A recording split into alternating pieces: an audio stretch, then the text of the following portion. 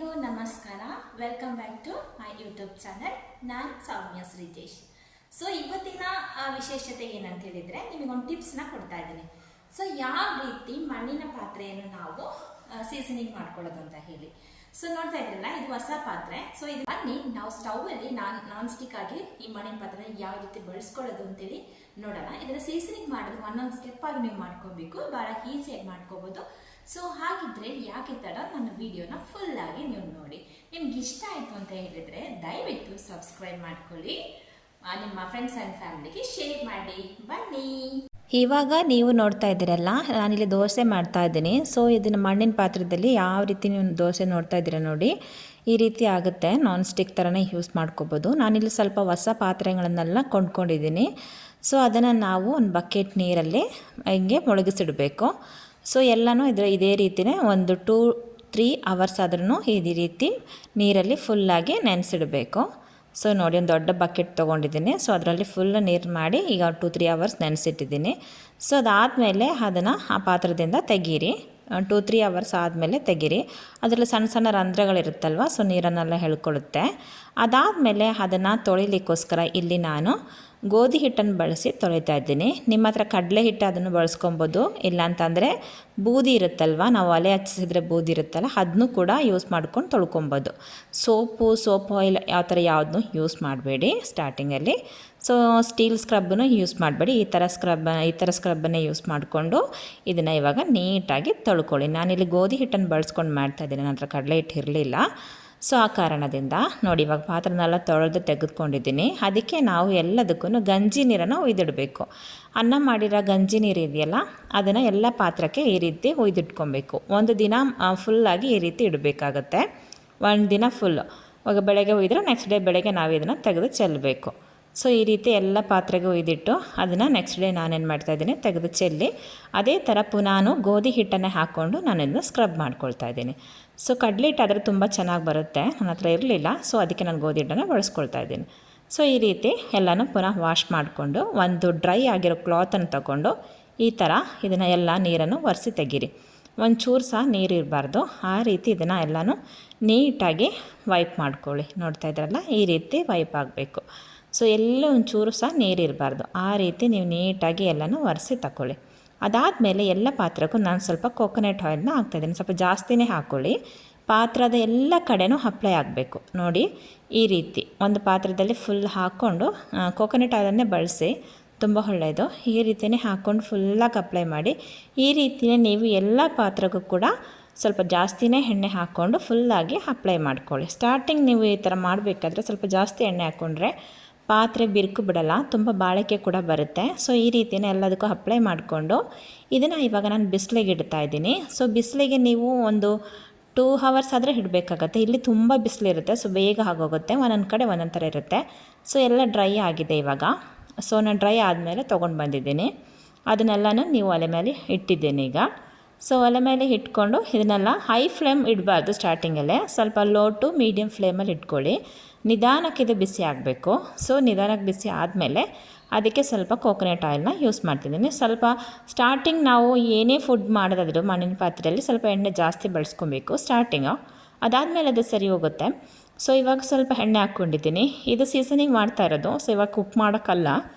So ಇವಾಗ ಈ ಪಾತ್ರದಲ್ಲಿರುವಂತಹ ಮಣ್ಣಿನ ಟೇಸ್ಟ್ ಏನಿರುತ್ತೆ ಅದು ಇವಾಗ ಹೋಗುತ್ತೆ. ಸೊ ಎಲ್ಲ ಪಾತ್ರದಲ್ಲಿ ಎಣ್ಣೆ ಹಾಕ್ಕೊಂಡಿದ್ದ ತಕ್ಷಣ ನಾನು ಸ್ವಲ್ಪ ಈರುಳ್ಳಿನ ಕಟ್ ಮಾಡಿ ಹಾಕ್ಕೊಳ್ತಿದ್ದೀನಿ. ನಿಮಗೆ ಇಲ್ಲಿ ಈರುಳ್ಳಿ ಬಳಸ್ಬೋದು, ತೆಂಗಿನಕಾಯಿ ತುರಿ ಬಳಸ್ಬೋದು, ಇಲ್ಲಾಂದರೆ ಮೊಟ್ಟೆ ಬಳಸ್ಬೋದು. ಸೊ ನಾನು ಇದು ಮೂರಲ್ಲೂ ಒಂದೊಂದು ಪಾತ್ರೆಯಲ್ಲೂ ಒಂದೊಂದು ಹಾಕ್ತಾಯಿದ್ದೀನಿ. ನಿಮ್ಗೆ ಇದರಲ್ಲಿ ಯಾವುದಾದ್ರೂ ಒಂದು ಬಳಸ್ಕೋಬೋದು.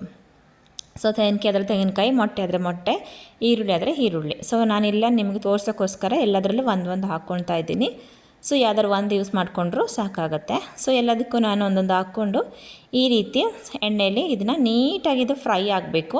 ಬೆಂಕಿ ಕೂಡ ಇವಾಗ ಕಡಿಮೆನೇ ಇದೆ, ಜಾಸ್ತಿ ಬೆಂಕಿ ಇಟ್ಕೊಬೇಡಿ. ಪಾತ್ರೆ ತುಂಬ ಬಿಸಿ ಆಗೋಗುತ್ತೆ, ಬೇಗ ಒಡೆದೋಗುತ್ತೆ.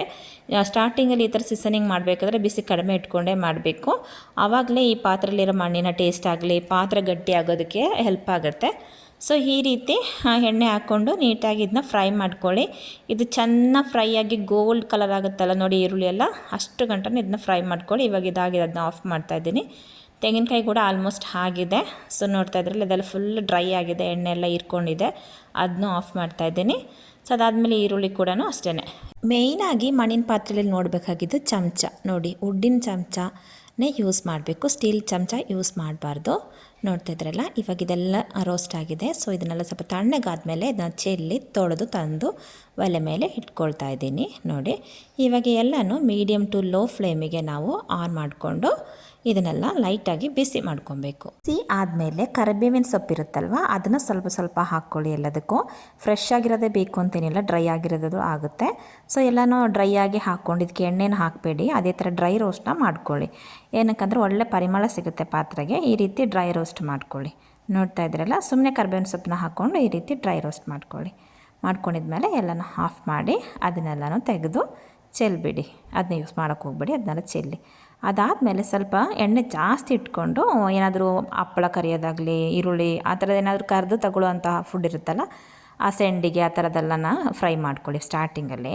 ಆವಾಗ ಪಾತ್ರೆಗೆ ತುಂಬ ಒಳ್ಳೆಯದು ಇದು ಸಿಗುತ್ತೆ, ಲೈಫ್ ಸಿಗುತ್ತೆ. ಸೊ ಬಿರುಕು ಬಿಡೋದು ಆ ಥರ ಎಲ್ಲ ಆಗೋಲ್ಲ. ಸ್ವಲ್ಪ ಎಣ್ಣೆ ಜಾಸ್ತಿ ಯೂಸ್ ಮಾಡಿಕೊಂಡು ಸ್ಟಾರ್ಟಿಂಗ್ ಅಡುಗೆ ಮಾಡ್ಕೊಳ್ಳಿ. ಸೊ ಅದಾದಮೇಲೆ ನಾನು ಅದನ್ನಲ್ಲಿ ದೋಸೆ ಮಾಡಿ ತೋರಿಸ್ತಾ ಇದ್ದೀನಿ ನೋಡಿ. ಸ್ಟಾರ್ಟಿಂಗ್ ನಾವು ಎಣ್ಣೆ ಜಾಸ್ತಿ ಮಾಡ್ಕೊಬೇಕು ಪಾತ್ರದಲ್ಲಿ, ಅದಾದಮೇಲೆ ಕಮ್ಮಿ ಮಾಡ್ಕೊಳ್ಳಿ. ಇವಾಗ ಒಂದು ಮೊಟ್ಟೆನ ಹಾಕ್ಕೊಳ್ತಾ ಇದ್ದೀನಿ, ಒಂದು ಸ್ವಲ್ಪ ಬುಲ್ಸೆ ಥರ ಮಾಡ್ಕೊಳ್ತಾ ಇದ್ದೀನಿ. ನೋಡಿ ಎಷ್ಟು ನೀಟಾಗಿ ಸಿಗುತ್ತೆ ಅಂಥೇಳಿ ಪಾತ್ರದಲ್ಲಿ. ನಾವೇನು ಅನ್ಕೊತೀವಿ, ನಾನ್ ಸ್ಟಿಕ್ಕಲ್ಲೇ ಒಳ್ಳೆ ನೀಟಾಗಿ ಮಾಡಲಿಕ್ಕಾಗೋದು ಅಂತ ಏನಿಲ್ಲ, ನಮಗೆ ಮಣ್ಣಿನ ಪಾತ್ರದಲ್ಲಿ ಕೂಡ ಮಾಡ್ಕೋಬೋದು. ಇವಾಗ ಹೆಲ್ತಿಗೆ ತುಂಬ ಒಳ್ಳೆಯದು ಮಣ್ಣಿನ ಪಾತ್ರೆನೇ ಅಲ್ವಾ. ಸೊ ನೋಡಿ ಎಷ್ಟು ನೀಟಾಗಿ ಬಂದಿದೆ ಅಂಥೇಳಿ. ಅದಾದಮೇಲೆ ನಾನಿಲ್ಲಿ ಚಿಕನ್ನ ಫ್ರೈ ಮಾಡ್ಕೊಳ್ತಾ ಇದ್ದೀನಿ. ಸೊ ಅದನ್ನು ಕೂಡ ಇದೇ ರೀತಿಯೇ ಫ್ರೈ ಮಾಡ್ಕೋಬೋದು. ನೋಡಿ ಸ್ವಲ್ಪ ಎಣ್ಣೆ ಇಟ್ಕೊಂಡು ಫಸ್ಟ್ ಸ್ಟಾರ್ಟಿಂಗ್ ನಾವು ಈ ಪಾತ್ರದಲ್ಲಿ ಸೀಸನಿಂಗ್ ಮಾಡಿದಾಗ ಸ್ವಲ್ಪ ಎಣ್ಣೆ ಜಾಸ್ತಿ ಇಟ್ಕೊಂಡು ಒಂದೊಂದು ಕುಕ್ಕನ್ನು ಮಾಡ್ಕೊಳ್ಳಿ. ನೀವಾಗ ಎಣ್ಣೆ ಜಾಸ್ತಿ ಇಟ್ಕೊಂಡು ಹಪ್ಪಳ ಕರಿತೀರಾ, ಸಂಡಿಗೆ ಕರಿತೀರಾ, ಇಲ್ಲ ಚಿಕನ್ ಫ್ರೈ ಮಾಡ್ತೀರಾ, ಆ ಥರ ಎಲ್ಲ ಮಾಡ್ಕೊಬೋದು ಫಸ್ಟ್ ಟೈಮ. ಮತ್ತು ಅದಾದಮೇಲೆ ನಿಮ್ಮ ಅಡುಗೆ ನೀವು ಮಾಡ್ಕೊಬೋದು. ಇವಾಗ ನಾನು ದೋಸೆ ಹಾಕಿ ತೋರಿಸ್ತೀನಿ ನಿಮಗೆ. ಅದೇ ಪಾತ್ರದಲ್ಲಿ ಎಷ್ಟು ನೀಟಾಗಿ ದೋಸೆ ಸಿಗುತ್ತೆ ನೋಡ್ಕೊಳ್ಳಿ. ಒಳ್ಳೆ ಟೇಸ್ಟ್ ಕೂಡ ಇರುತ್ತೆ, ಫುಡ್ಡಿಗೆ ತುಂಬ ಚೆನ್ನಾಗಿರುತ್ತೆ. ನೀವು ಈ ರೀತಿ ಮಣ್ಣಿನ ಪಾತ್ರೆ ತೊಗೊಂಡು ಈ ರೀತಿ ಸೀಸನಿಂಗ್ ಮಾಡ್ಕೊಳ್ಳಿ. ಈ ರೀತಿ ಸ್ಟವಲ್ಲೇ ನಾವು ಯೂಸ್ ಮಾಡ್ಕೊಬೋದು. ಬಟ್ ನೀವೆಲ್ಲ ನೋಡಿಕೊಂಡು ಯೂಸ್ ಮಾಡಬೇಕು. ಈ ಪಾತ್ರೆಗಳಿಗೆ ಚಮಚ ಆಗಲಿ ಮತ್ತು ತೊಳ್ಕೊಳ್ಳೋದಾಗಲಿ ಅದನ್ನೆಲ್ಲ ನೀವು ನೋಡ್ಕೊಂಡ್ಬಿಟ್ರೆ ತುಂಬ ಲಾಂಗ್ ಲೈಫಾಗಿ ಯೂಸ್ ಮಾಡ್ಕೊಬೋದು ಮಣ್ಣಿನ ಪಾತ್ರೆ. ಇವಾಗೆಲ್ಲ ನಾನು ಯೂಸ್ ಆದಮೇಲೆ ಇವಾಗ ನಾವು ಡೈಲಿ ಯೂಸ್ ಮಾಡೋ ಪಾತ್ರೆ ಆದರೆ ಈ ರೀತಿಯೇ ಮಾಡಬೇಕಾಗಿಲ್ಲ. ನಾವು ತುಂಬ ದಿನ ಬಿಟ್ಟು ಯೂಸ್ ಮಾಡ್ತೀವಿ ಒಂದೊಂದು ಪಾತ್ರೆ ಅಂತ ಹೇಳೋದಾದರೆ, ಸೊ ಈ ರೀತಿ ಎಣ್ಣೆನ ಅಪ್ಲೈ ಮಾಡಿ ಎತ್ತಿಟ್ರೆ ತುಂಬ ಟೈಮು ಬಾಳಿಕೆ ಬರುತ್ತೆ. ಅದರಲ್ಲಿ ಫಂಗಸ್ ಬರೋದಾಗಲಿ, ವೈಟ್ ಥರ ಆಗುತ್ತಲ್ಲ, ಅದೆಲ್ಲ ಏನೂ ಆಗೋಲ್ಲ.